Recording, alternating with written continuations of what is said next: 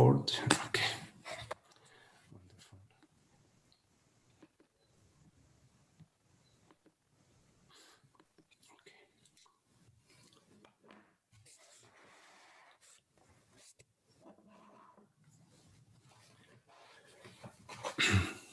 Wonderful.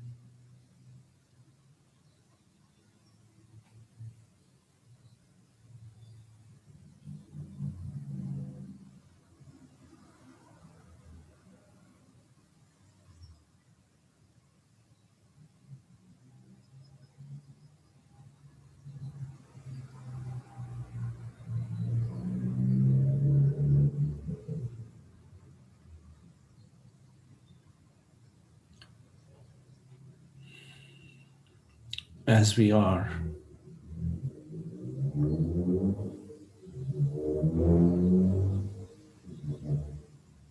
we are complete.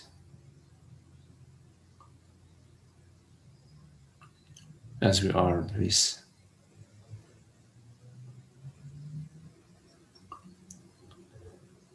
love and beauty,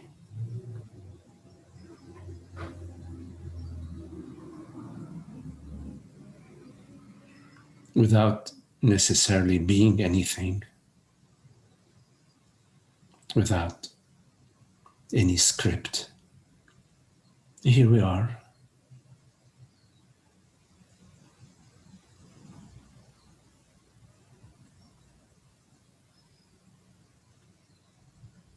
The sweetness of being.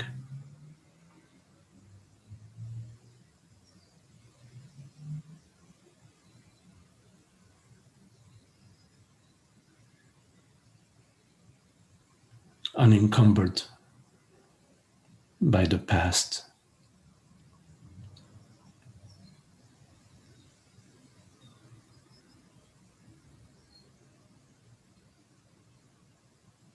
The shining light of being. Shining effortlessly as that which we are.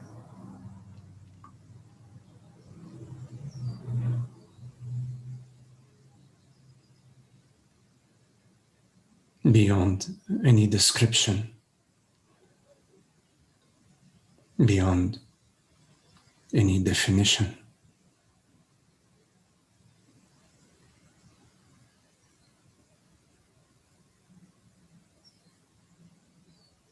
The effortless radiance.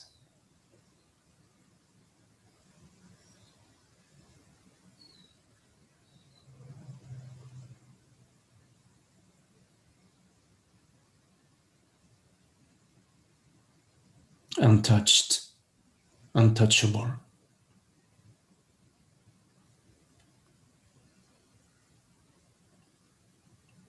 Beyond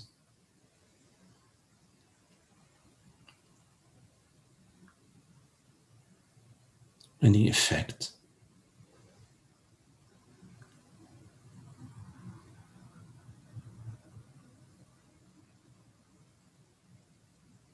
The gentle breath arising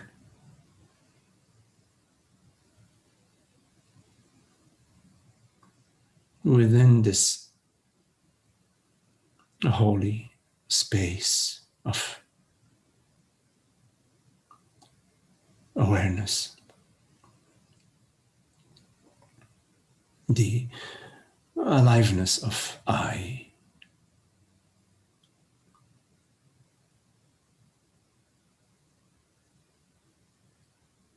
The the totality, the indivisibility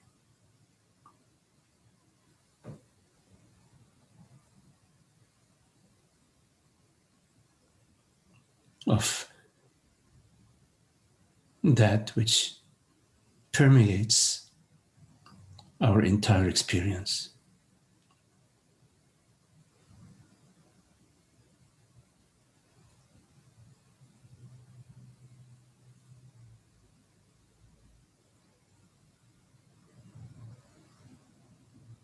You are everywhere and nowhere, because everywhere and nowhere arise in you. They do not matter to you.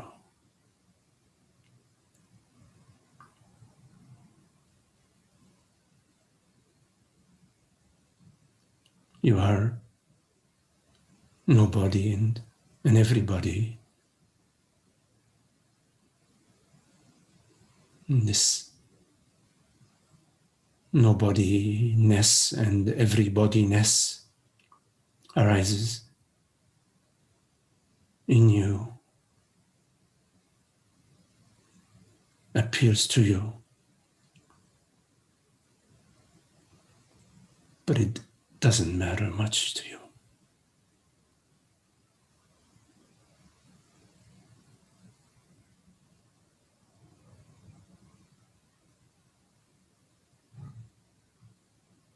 You are not a thing and everything.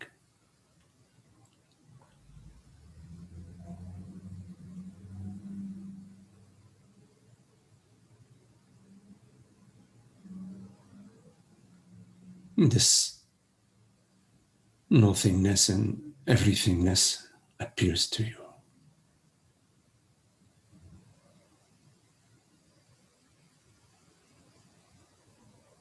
You are beyond that, untouched.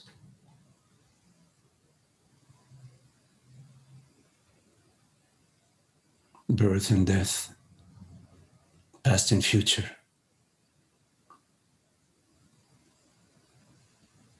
What are they to you but passing dreams?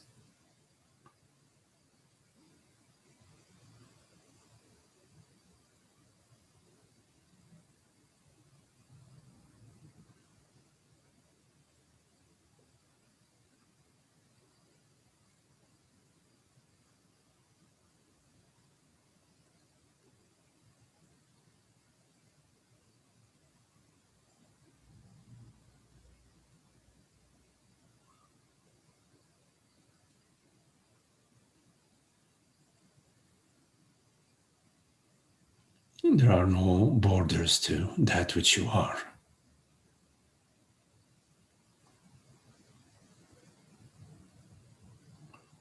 No beginning, no ending.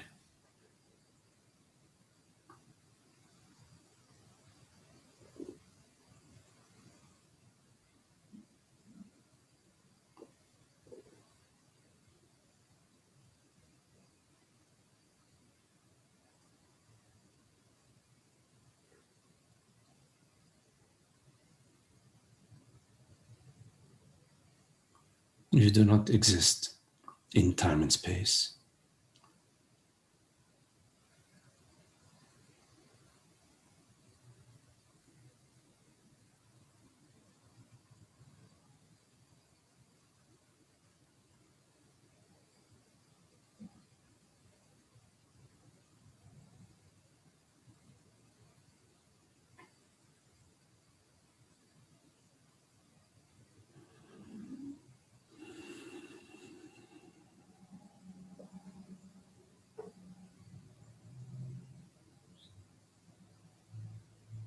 You are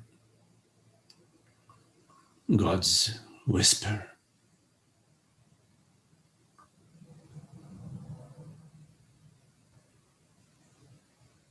the breath that arises out of the source.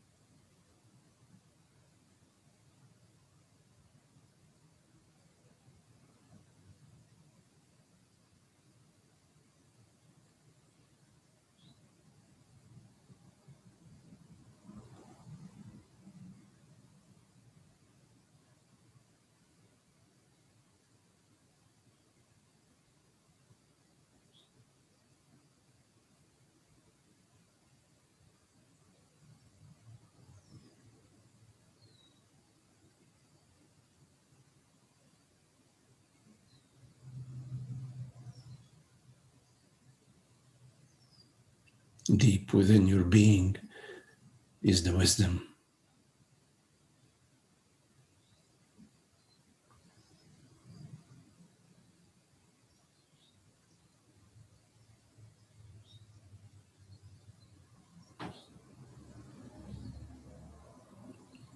The seed of knowledge.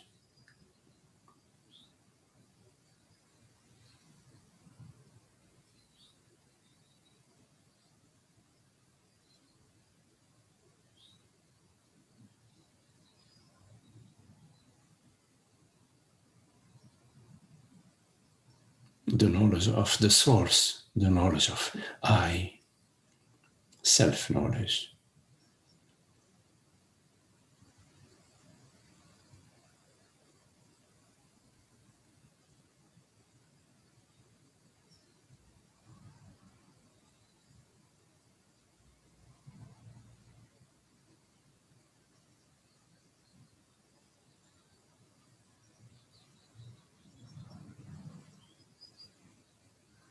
Because without self-knowledge,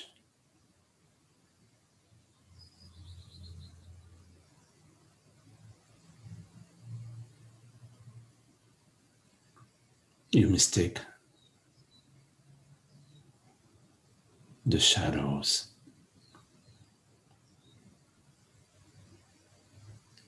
to be the reality of the source.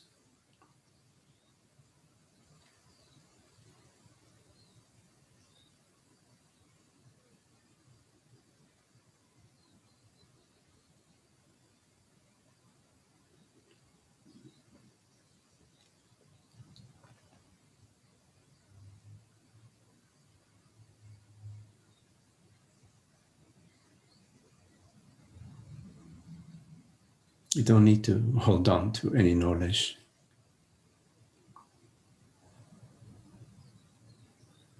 because the holding on is illusion. There is no holding on. In fact,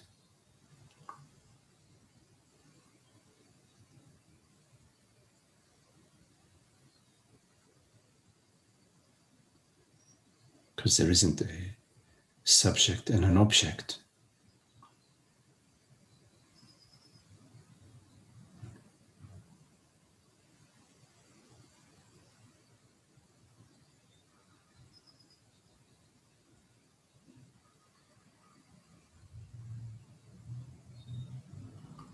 This division is not real. It's mental.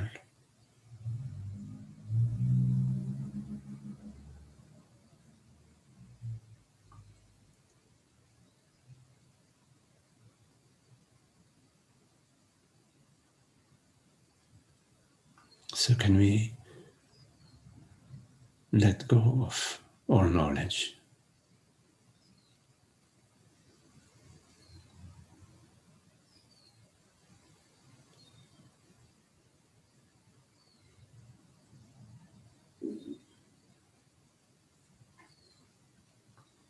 And meet our experience in complete openness.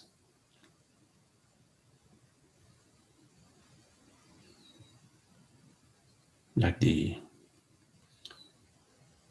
inhalation meets the exhalation.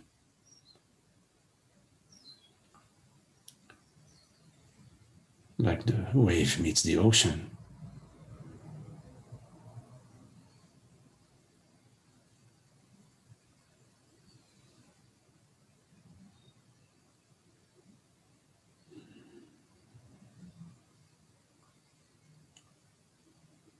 When we are quiet and still within,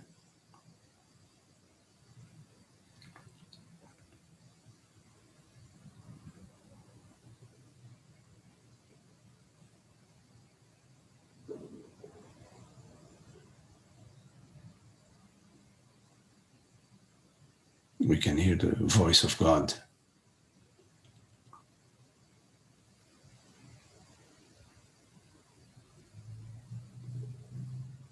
There can be activities on the surface,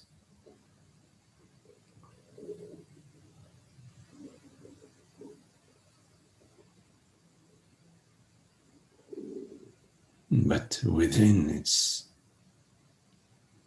the vastness of silence.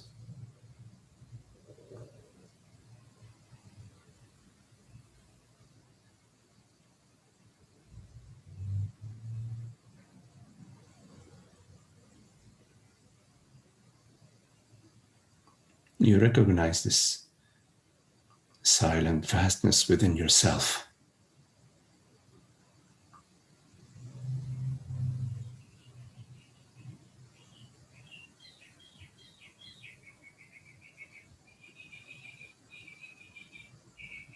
Which is undisturbed by the song of birds,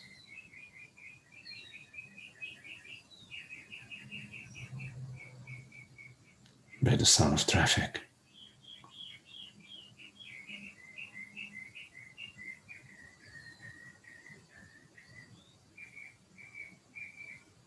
It's always there.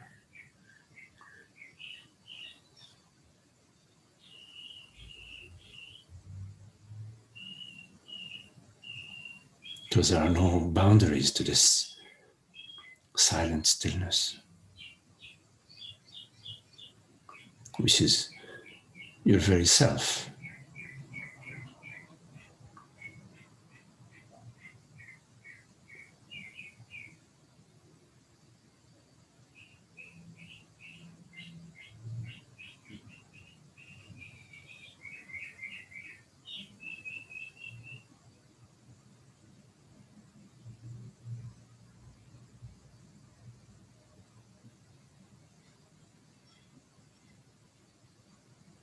Irrespective of what appears on the screen,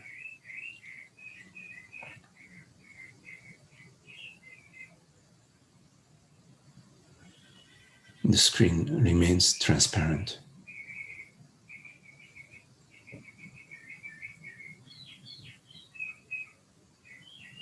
Like a mirror which reflects infinite images.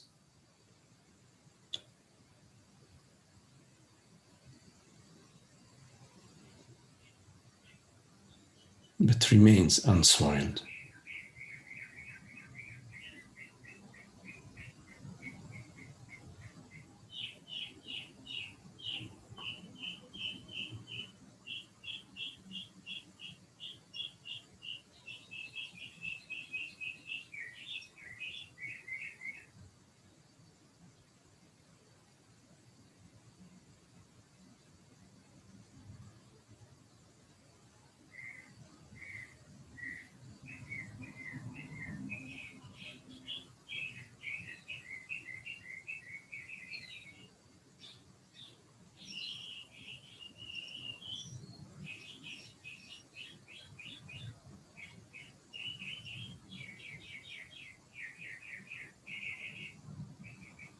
When the piece of being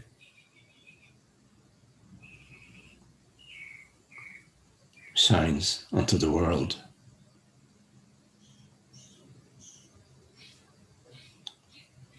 it enlightens it in ways that the mind may not comprehend.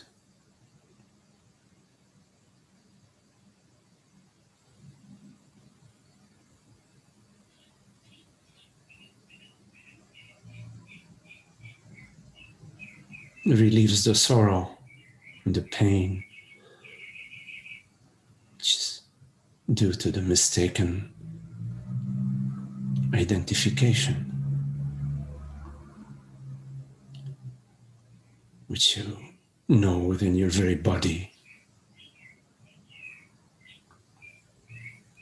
as feelings in which you are willing to be available to fully, wholly, totally, without any dispute.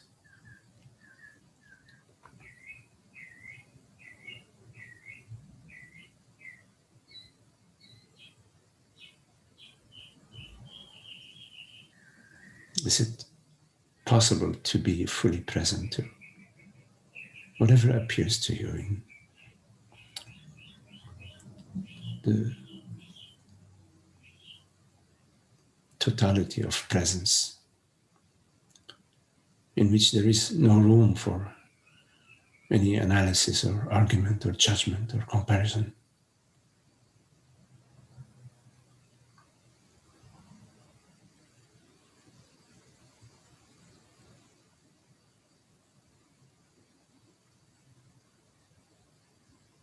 To be fully available,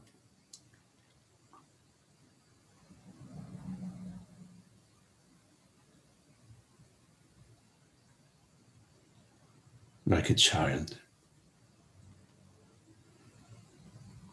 is available to be picked up, whether it's mother who's picking up the baby or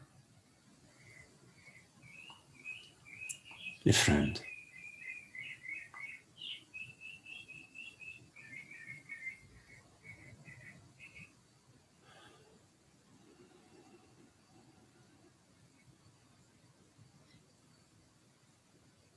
Because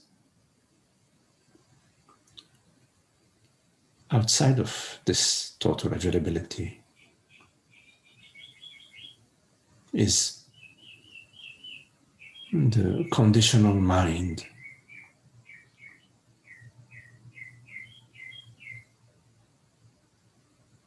yes, but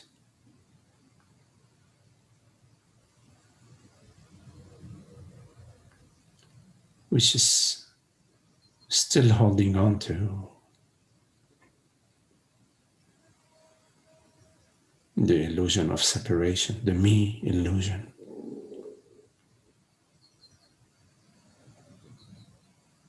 My point of view, my beliefs, my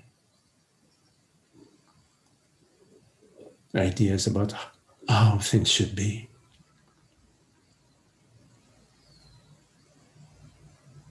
how the neighbors should be, how my partner should be, how my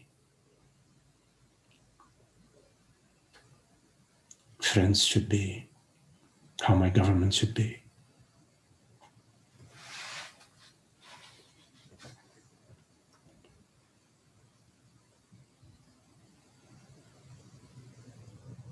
Rather than being this open space of awareness, our reality, the one reality.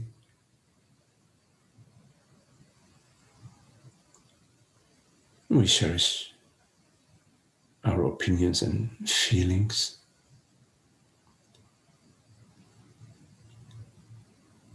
We don't realize that we are nourishing the seed of division and alienation and separation. Me versus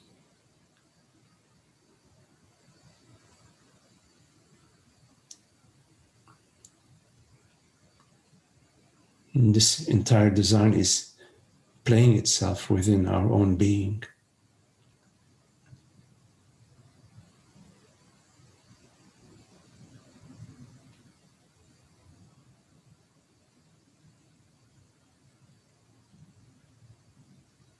within our organs,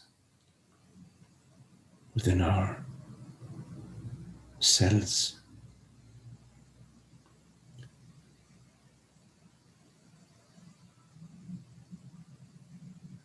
unnecessary battles, inner conflicts.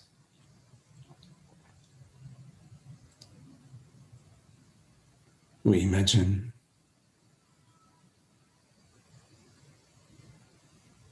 that there is a separate reality, some real somebody out there.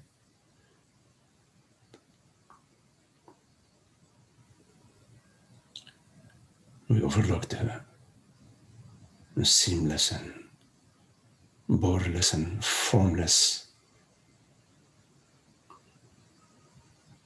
reality of consciousness.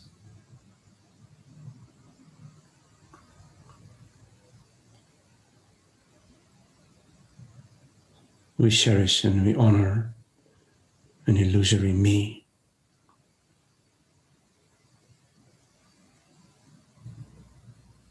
Where is it?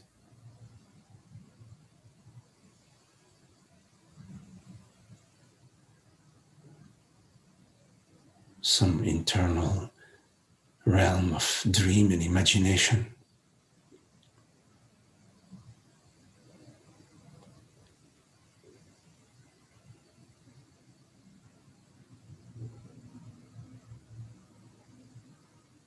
And we suffer the impressions of thoughts which are a narration of a pseudo-me.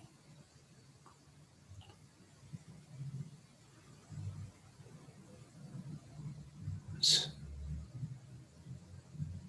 separate from the universe, worried and concerned about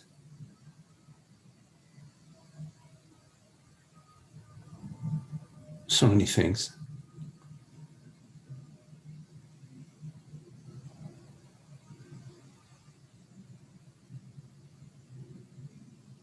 Can we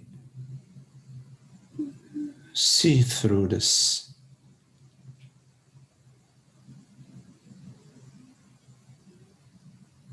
falsehood?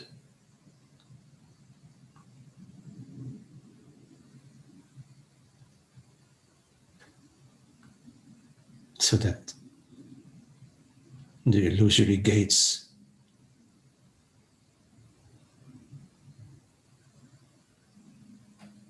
no longer haunt us.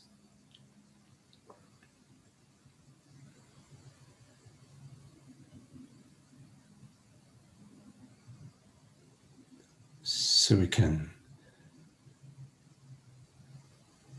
know ourselves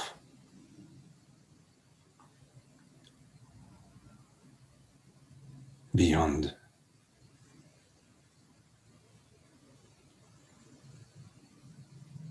the impressions of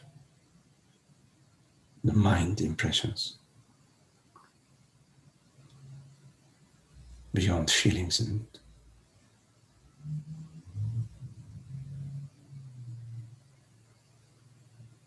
beyond images.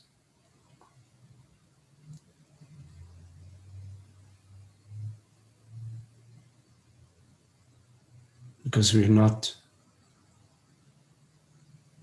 a bundle of images and feelings, are we?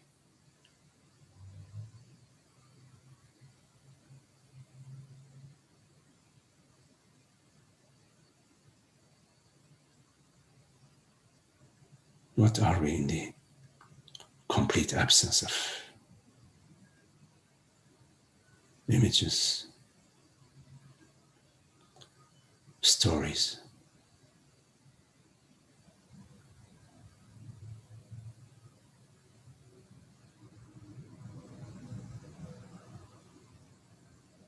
When the mind is completely silent and still,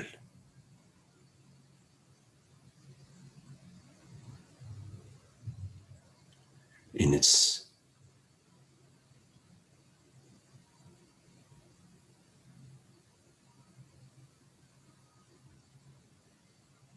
in the presence of its master.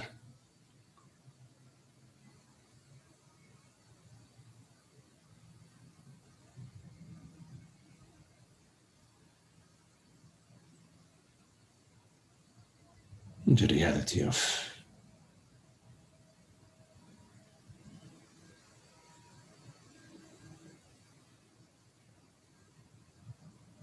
being awareness.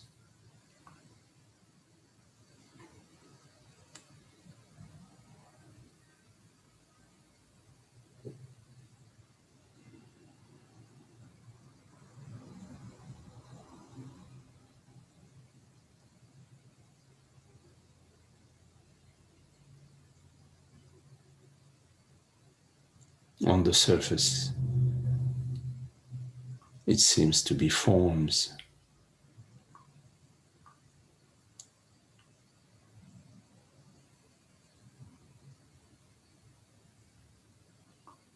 but the ocean is formless.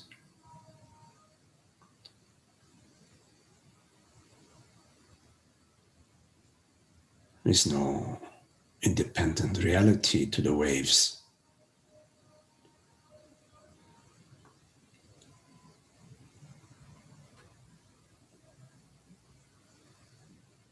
The reality of the waves is water, the ocean.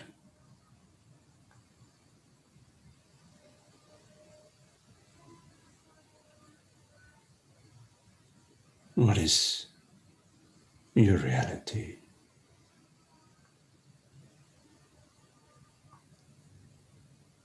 In this moment?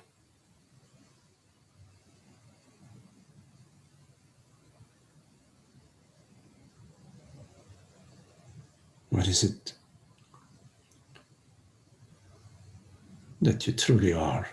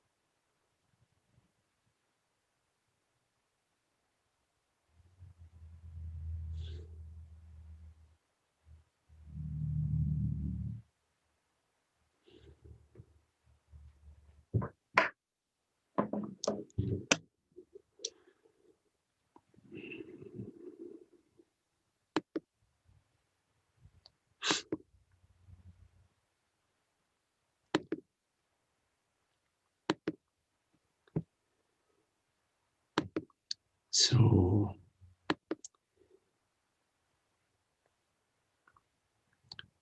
if you have any questions, anything that you would like to explore,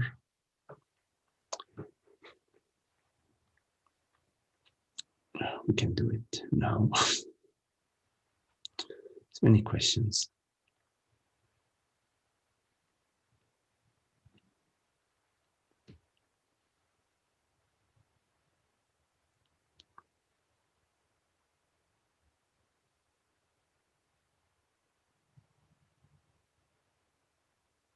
Magdi. Shiva. Salut Shiva. Bonjour, bonjour. Ouais. Attends, voilà. Can you hear me well? Yes, and I see you. Great. Too. Yes. Great, great. Because we have a lot of wind, so we might have a little internet Okay. issue every once in a while. That was very beautiful. Thank you. This meditation, and it's really this sort of like resting in being and nothing which needs to be done. I have a sort of practical question exploration a little bit for you. I'm going to start with a metaphor. So being a gardener, there's certain ways, I mean, not automatically exclusive ways, but there's certain ways of guardianship. So when you have your little plant and you plant it in your ground, there's a certain amount of water you got to give. If you plant it behind a big rock and it doesn't get any sun, it's not going to grow. I mean, all these sort of very simple things. If you don't take care of the weeds, the weeds are going to eat your little plant. If you have a mold, you need to spray some neem oil or something like that. So there's certain practical aspects to gardening, in which way we could say, there's a right way and there's a wrong way. If you want tomatoes, well, you gotta stake them, you gotta do certain things, right? So otherwise you won't have tomatoes. So it's a good and bad on a purely practical level of guardianship. You're gonna not pour toxic waste in your garden bed. You are not gonna radiate it, et cetera, et cetera. So the practical question I have is, it's funny that it happens, but I have this third student. They're all on the East Coast where it's obviously been extreme on every level. So I have the third student who gets vaccinated. They complain of a host of physical, I don't want to call it illnesses, but problems. And yet they're getting themselves this vaccination. Now, you know my stance on the subject, which is, again, one could say, where is this located, that stance? So in a sense, there's intuitive information, which I receive, transmissions, which I receive, which I'm in reception of. And on another level, one could say there is convictions such as somebody who has been eating organic food for the last 20 years and has been actively excluding GMO from his food chain. It seems sort of like a logical thing that you wouldn't take a GMO vaccine into your system. So what I'm saying is on one level, there's an intuitive thing.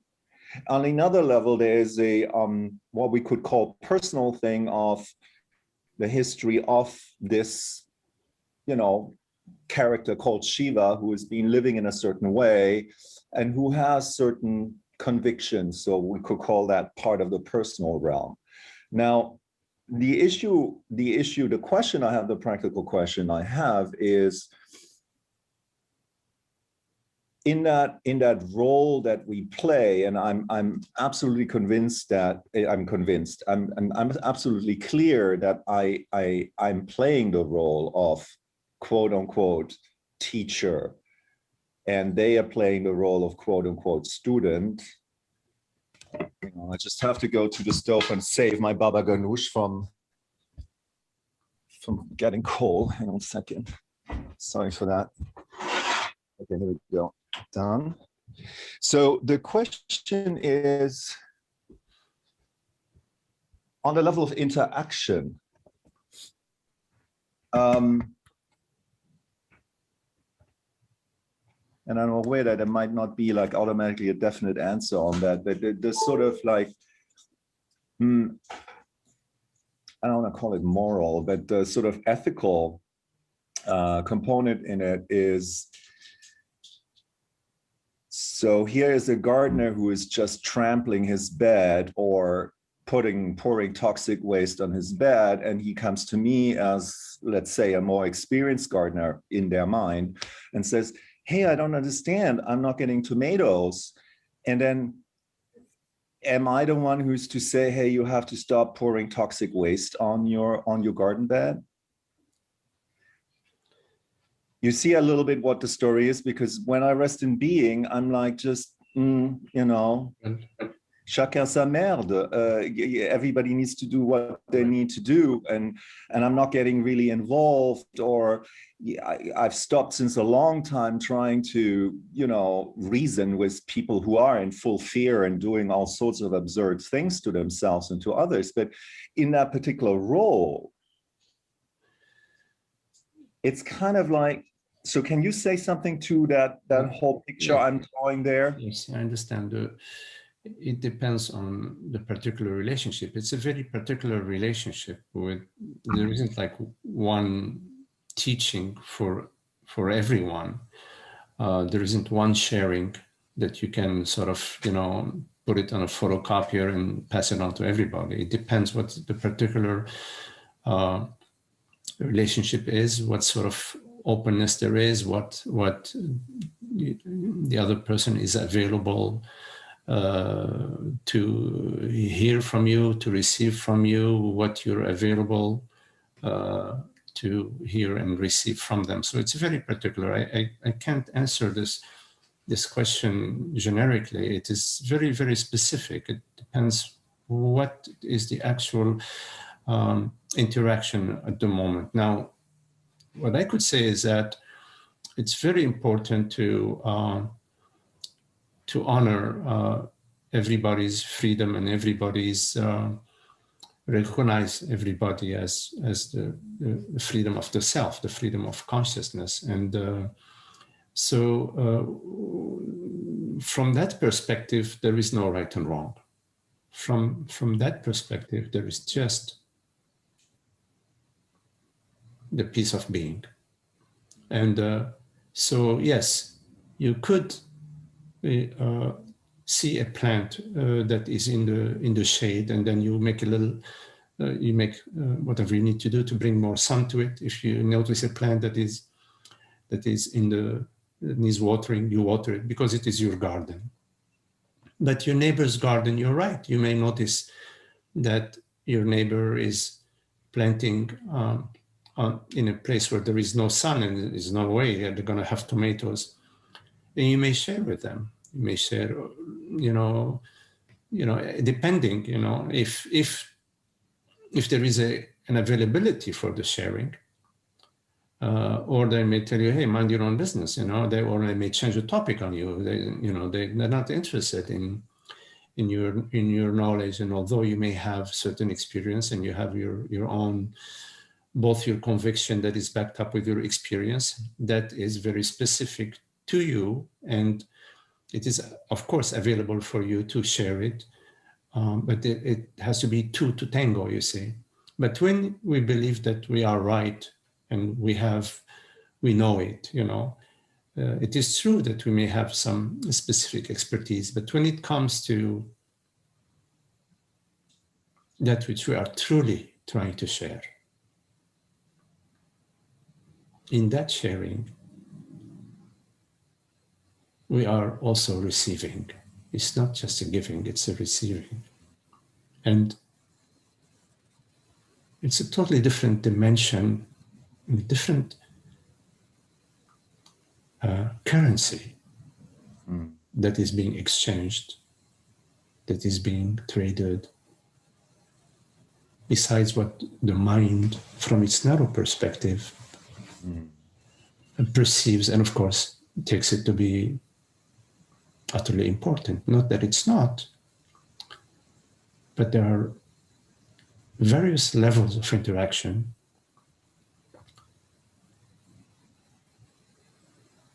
And there are levels of interaction where there is never a dispute. There's never the right and the wrong, we say.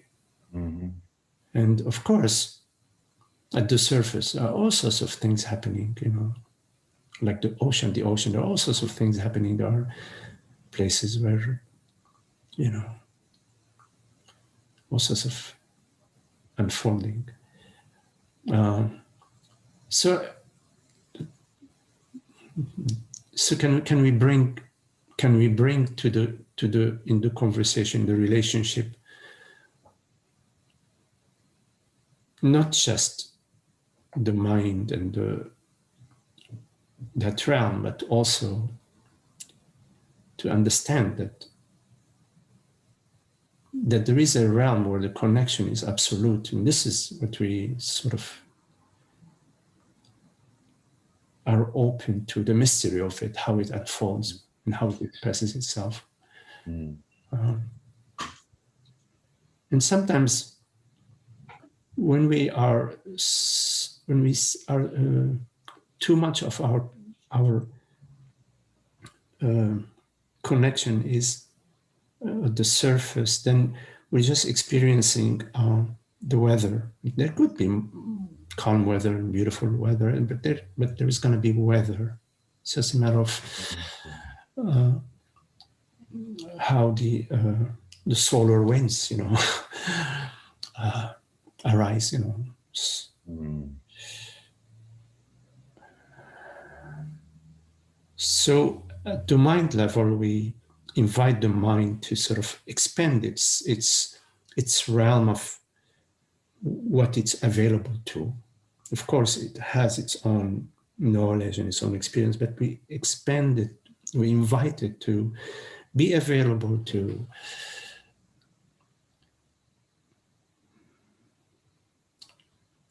all possibilities, Mm-hmm. including planting a tomato seed in complete darkness, and ending up having no tomatoes, and maybe having to share some of our tomatoes with a neighbor. Maybe, I don't know. Mm-hmm. We don't know. Mm. Yeah, that's definitely going to be the case.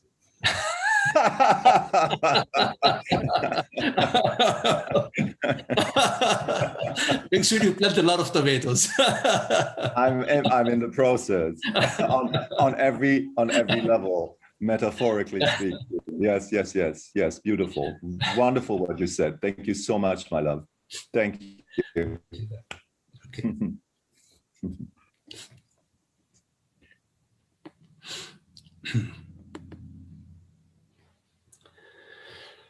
Yep. What's happening? Any questions?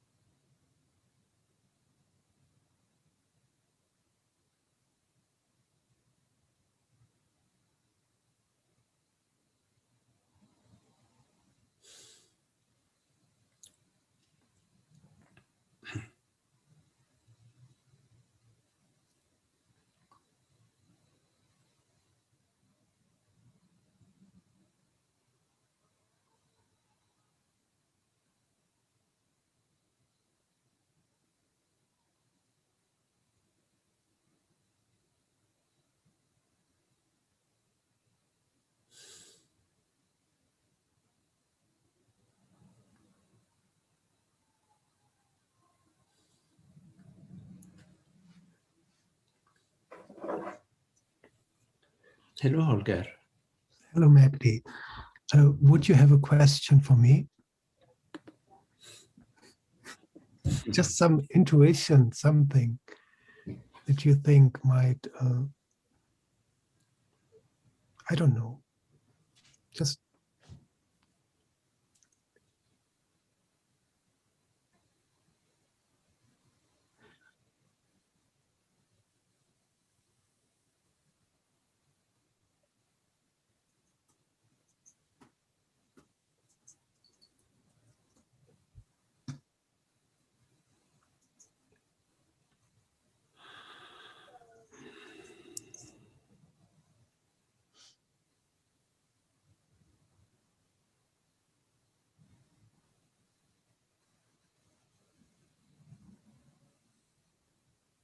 There is no question. It's so beautiful.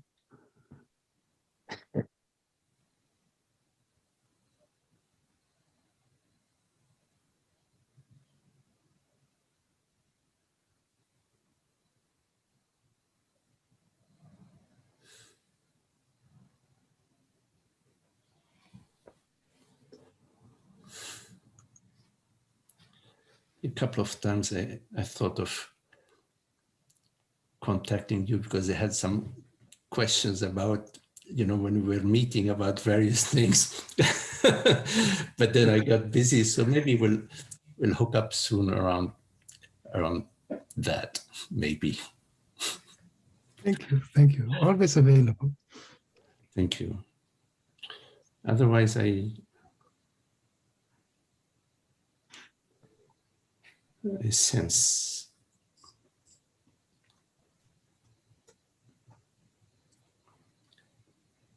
your love, which is, of course, our love.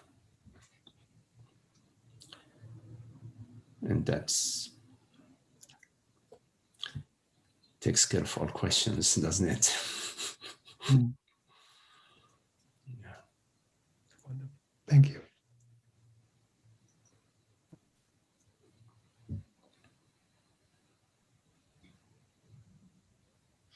And we live not too far apart, right? We are just a few hours away, no? Aren't we? Yeah, maybe 6 hours. Yeah.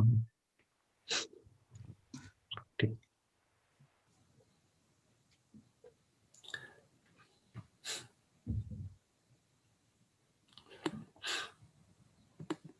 Physically.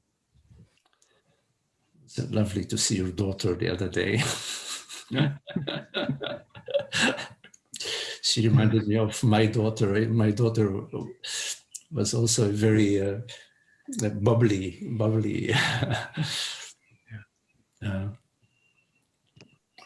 girl, woman now.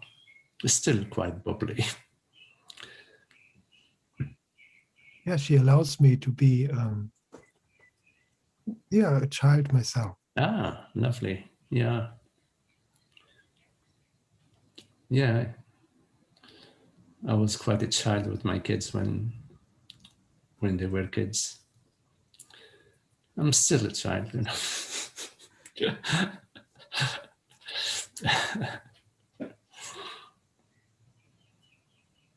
But not childish.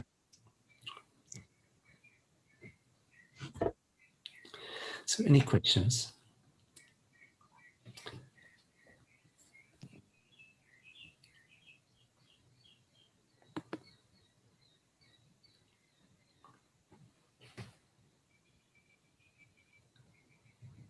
Magdi. Yes, Mina. Hello. I have no question also, but this is exactly what I think that is so beautiful, how more and more all these questions, because these questions are all about this me that is not really me, that is this insecurity. What happened to me? Why have I this? Why is this like that? And it is like all this is falling away completely. And there is really, like you said once, only this being, this momentary being, like it is, and not like someone wanted to be. And this is very beautiful, and there is a big thankfulness for this falling into place. Yes, yes. Yes, it's beautiful. A question is some sort of inner incongruous or inner movement that is looking for the rest. It's looking for the peace. So questions are, whenever there is a question, it's important to to bring out the question, so that the question can come to its dissolution, to its ending. And yes, at some point there are no more questions. And when there are no more questions, then everything is the answer. Everything, the question and the answer have met each other. They dissolve in each other. They dissolve in the peace of being. I remember when I first encountered Francis, I heard him speak. I had a lot of questions, maybe 30, 50 questions, I don't know, a lot of questions. Over a period of a few months, I don't know, 3 months, 4 months, I asked a lot of questions.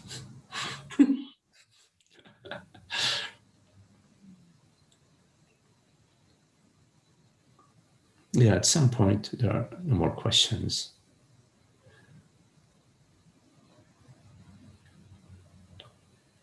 And so then we are celebrating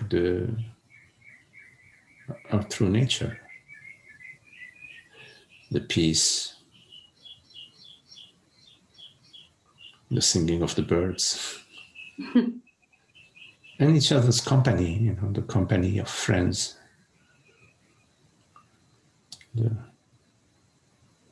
Like Francis used to say and says, a teacher becomes a friend, you know. Teacher is always a friend anyways. There's no teacher, there's no student. It's friends looking together, exploring together.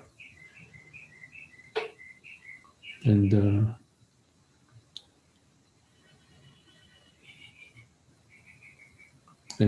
around the teacher friend, there is the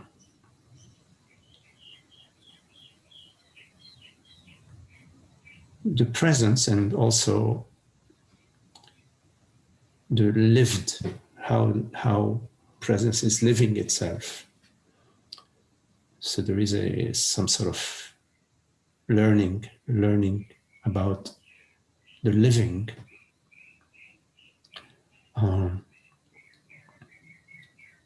It's very subtle.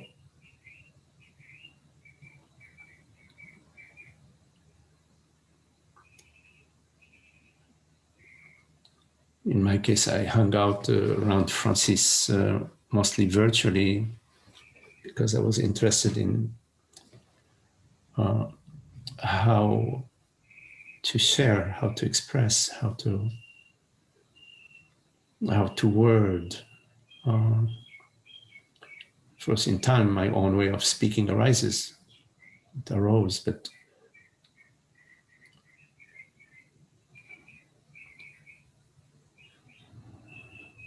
anyways, yes,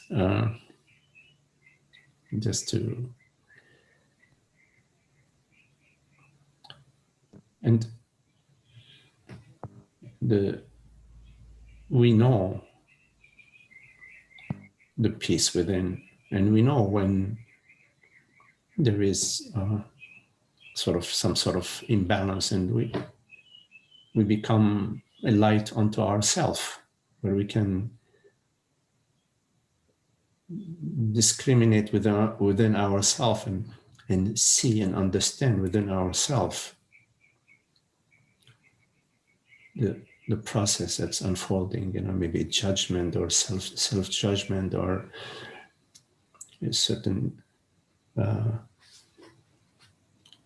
it's always about judgment, and you're thinking about the past memory, about how things should be, or regret about how things were, how things were or should have been. We start to notice the light is within us, the light of the wisdom of the self, the wisdom of God is within us. And so it autocorrect, we autocorrect ourselves in a way. Automatically we become more and more aligned with the happiness that has no cause, that is non-phenomenal, the peace of being that is unconditional.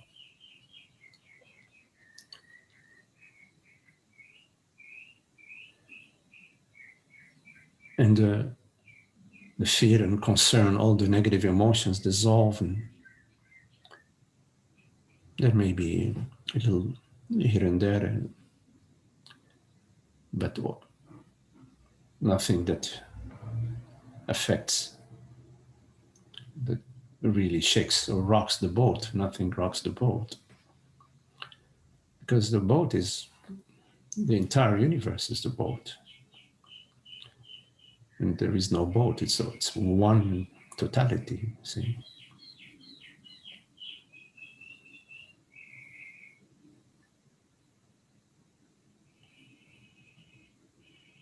And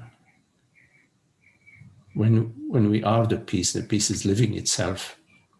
It's not contained, and it's affecting. There are no boundaries to it.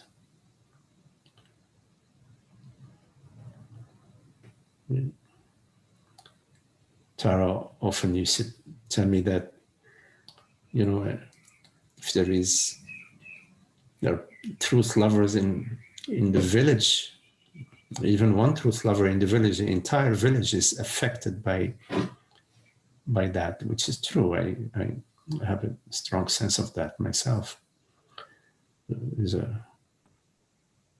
Everything is holy, but when the understanding of that the holiness of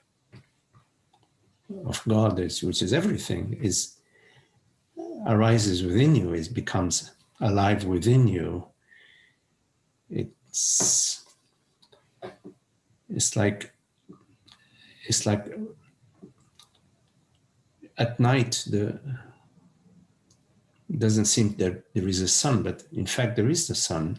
The sun is still shining. And so when you step out of the darkness in the light, it's not that suddenly there is a light. No, the light was always there, always shining. The darkness is that imaginary,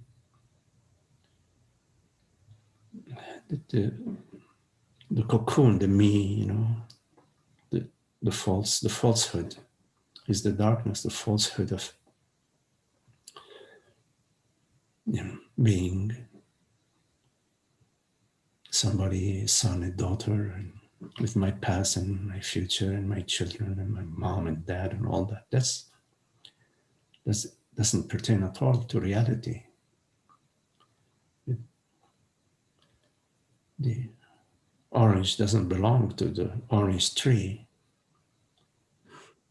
And the orange tree doesn't belong to the orange orchard, and the orange orchard doesn't belong to. It's all one. There is no belonging. It's all one totality, one wholeness. So in the grain of sand, you recognize the entire universe. So within yourself, you recognize everything and everyone. In that grain of sand, you realize the totality. And then you realize that there is really no grain of sand. It's always been the totality. It's always been non-dual.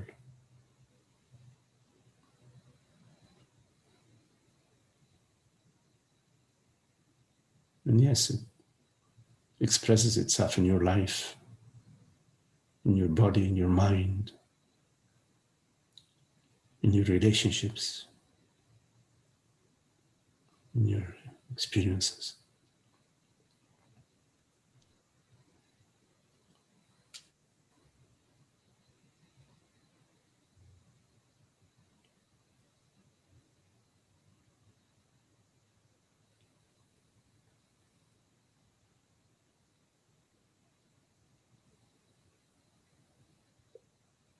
Yes, and it's so relaxing to trust, because there was always this insecurity, oh, what will happen to me and all that. But when this is realized, what you said now, then it is, I have this full trust that all is in the right place at the right moment, and that there is no thinking about. I think I start to recognize what it means to not thinking, because then also this thinking is too much. Mm. It is this thinking, what will I cook, and all this practical, but this other thinking, this is for nothing then. Yes. Well, there is a falsehood in the thinking when the thinking is referring to you. You know, it says, oh, I know you. There's a falsehood because thinking doesn't know you. Yes. You know the thoughts, or the thought that says, Mina, you've been a bad girl. The thought that says that is disguising itself like it knows something about you. But that thought doesn't know anything about you. That thought is arising out of you being awareness. So it's like you can think of a unicorn right now. So you think of a unicorn, now there is an image of a unicorn or a thought of a unicorn which arose out of you. The unicorn doesn't know you, doesn't know anything about you. The unicorn may say, oh, I belong to you. The unicorn may say, I belong to you. But you are creating this language. You are making the unicorn talk. The unicorn doesn't talk. It's an image. So when the unicorn says, "Oh, I belong to you. I love you, Mina. You are my master." When the unicorn says that, you are making the unicorn speak. So when the thought says, "Oh, you've been a bad girl, Mina," that thought, you are making that thought speak. This is like in a dream, when I dream a character in this dream, and this Yes. dream would ask, who is this that is dreaming me?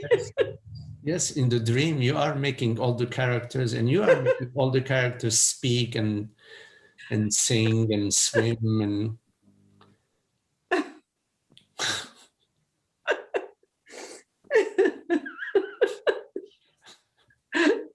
It's too funny. I know it's funny.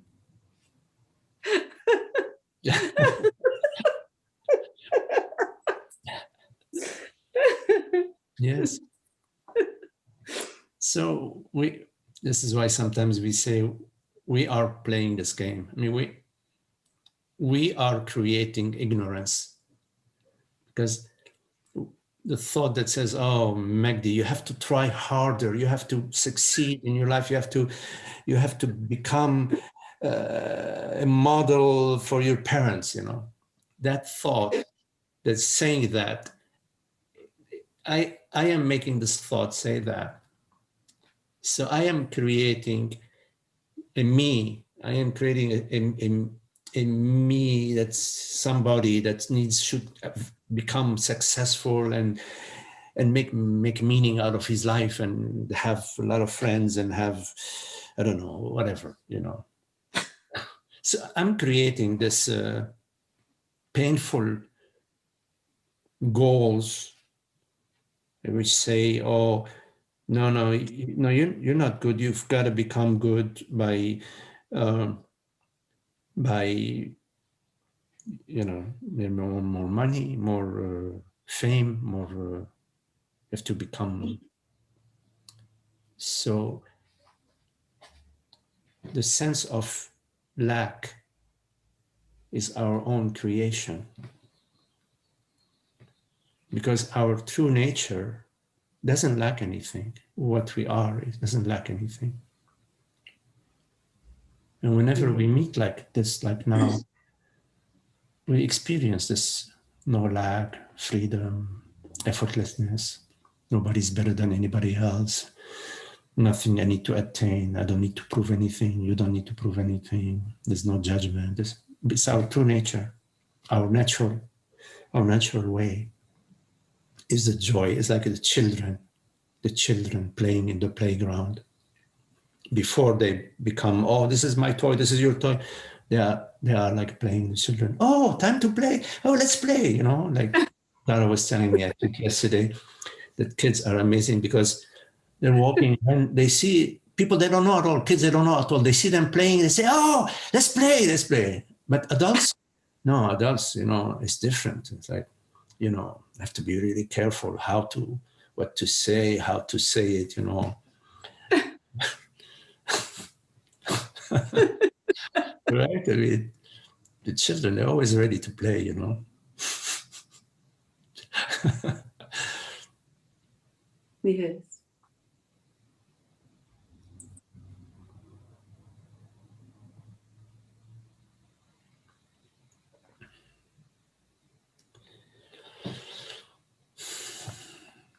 Okay. Thank you. Thank you so much.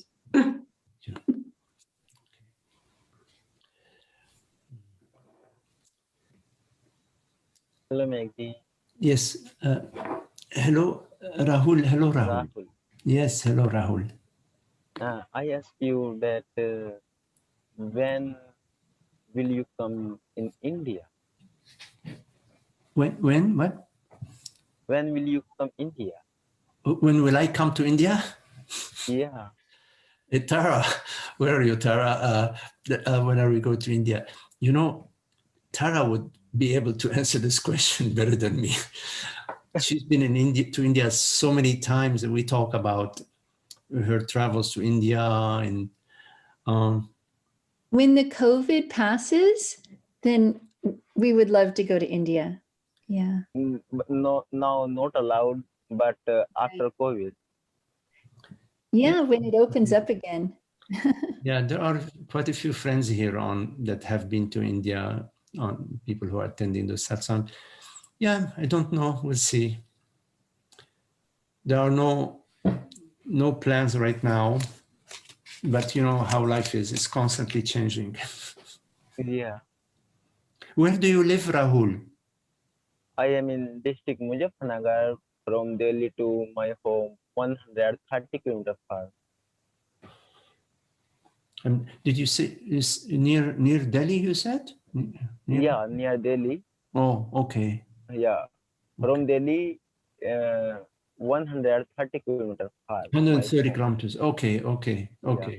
Yeah. And Rishikesh also from here, from my home, 130 kilometers. Okay. I am in the mid. Okay. Rishikesh or Delhi. Yeah. Yes.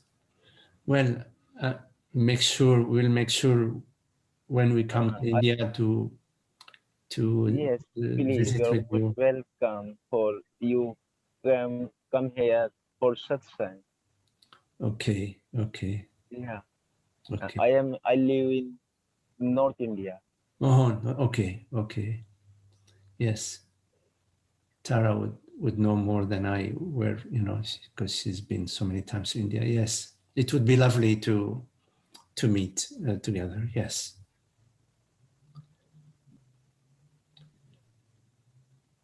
Okay.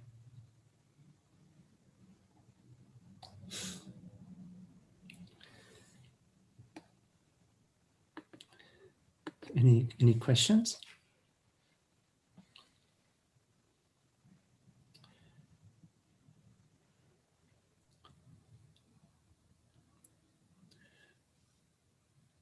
Okay, so if there are no other questions, very lovely to be with you all.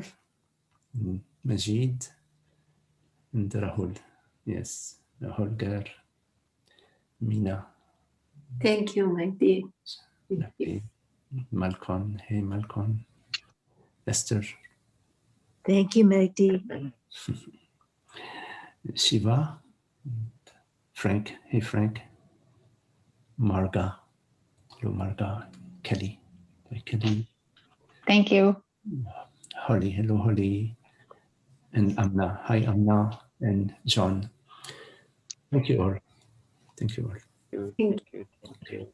Okay, lovely. Love you. Yes. Thank you, Magdi. Shukran. Yeah.